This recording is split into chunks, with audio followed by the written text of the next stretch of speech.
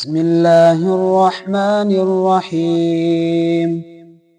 إن المسلمين والمسلمات والمؤمنين والمؤمنات والقانتين والقانتات والصادقين والصادقات والصابرين والصابرات والخاشعين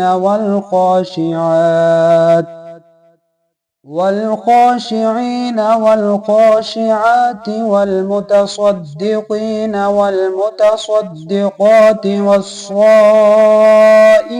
والصائمات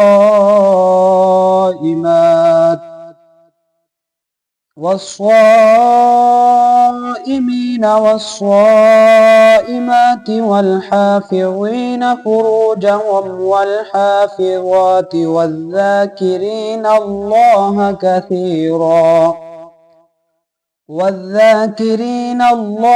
كثيرا والذاكرات أعد الله لهم مغفرة وأجرا عظيما.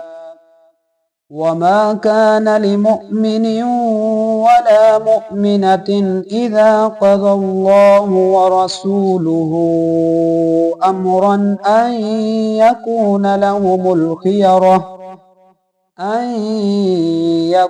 لهم الخيرة من أمرهم، ومن يعص الله ورسوله فقد ضل ضلالا مبينا.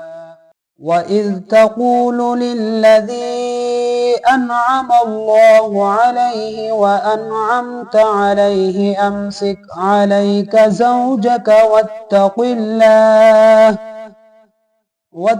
الله وتخفي في نفسك ما الله مبديه وتخشى الناس والله أحق أن تخشاه.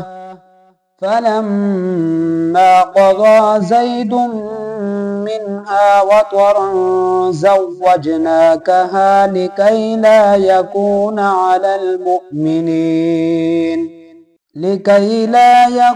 على المؤمنين حرج في أزواج أدعيائهم إذا قضوا منهن وطرا، وكان أمر الله مفعولا.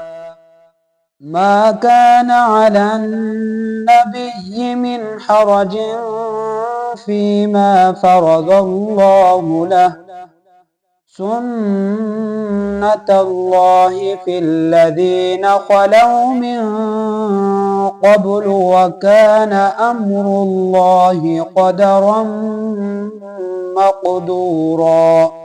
الذين يبلغون رسالات الله ويخشونه ولا يخشون أحدا إلا الله، وكفى بالله حسيبا.